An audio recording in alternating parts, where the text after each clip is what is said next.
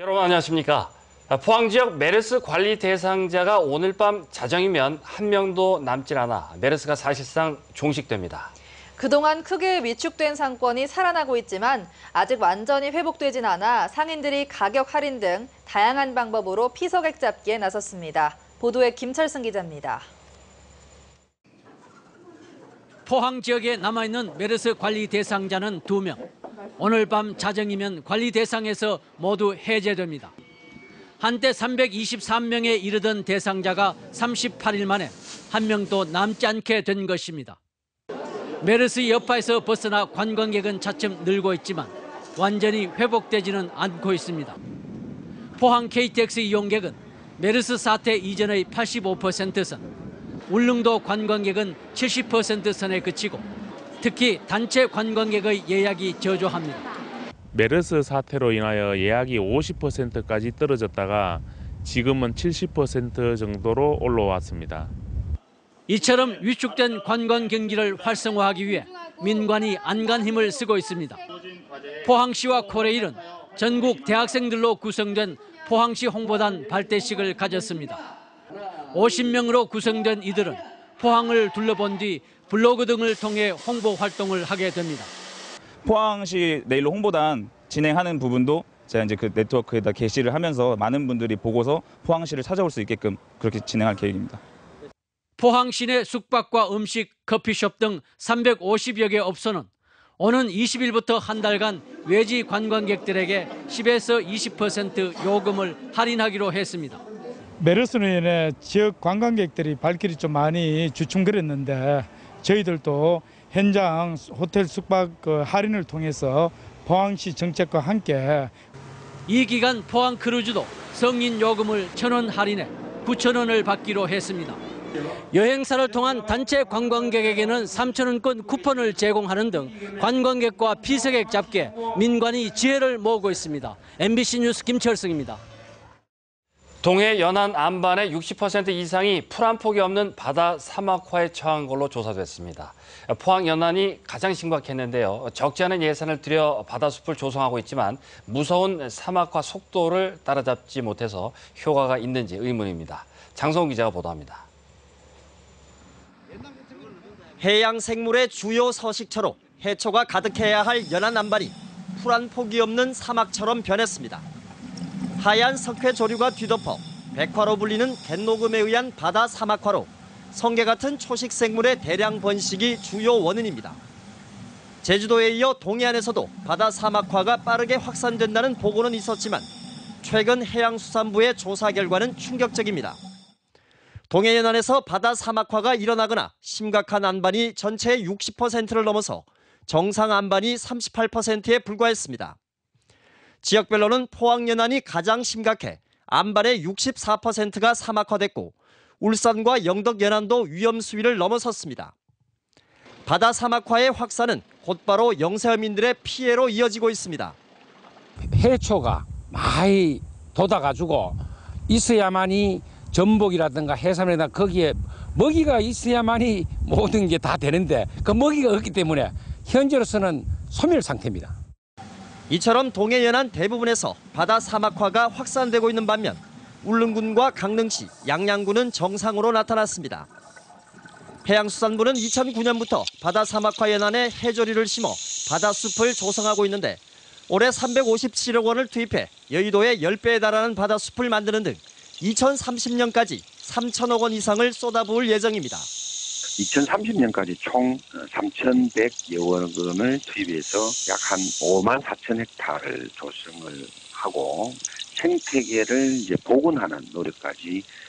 그러나 지금과 같은 바다숲 조성 속도로는 바다 사막화 속도를 따라잡지 못하고 있습니다. 결국 바다 사막화를 막을 수 없다는 얘기여서 보다 근본적인 대책이 필요해 보입니다. MBC 뉴스 장성훈입니다.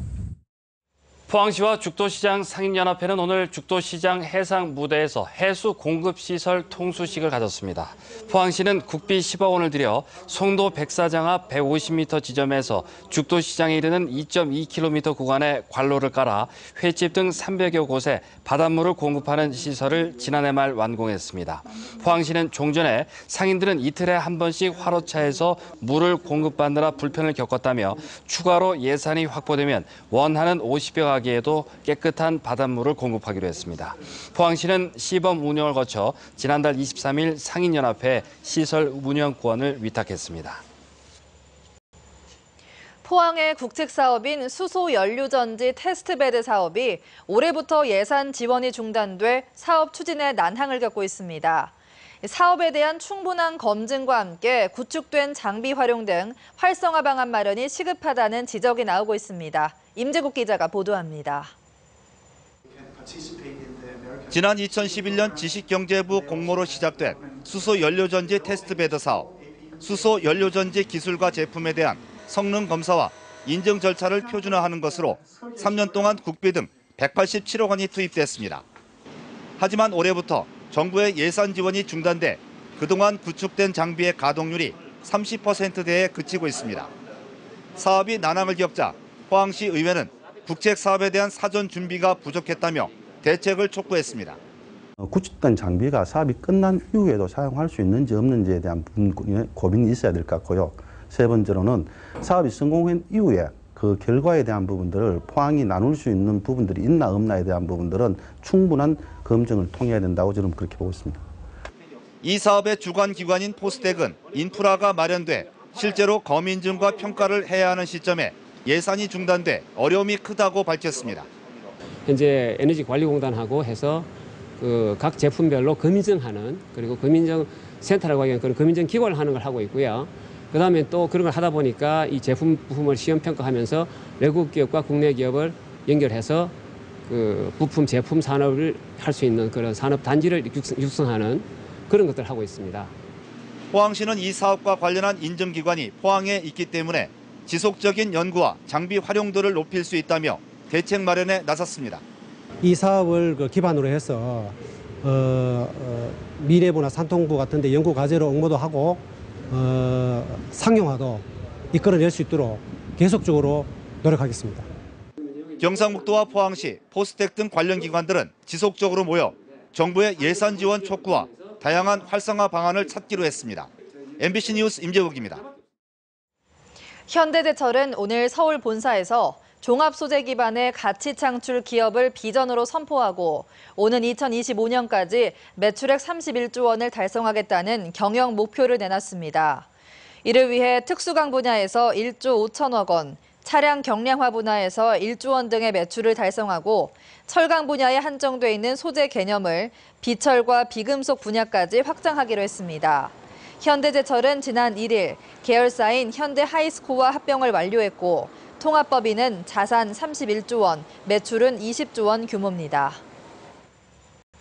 포항시는 공무원들의 관심사인 인사를 불빛축제를 마친 뒤 8월 초에 하기로 했습니다. 당초 이달 초에 인사를 검토했던 포항시는 메르스 추경을 효율적으로 집행하기 위해선 업무의 연속성이 필요하고 또 이달 말에서 8월 2일까지 불빛축제가 있어 인사 시기를 늦추었다고 밝혔습니다.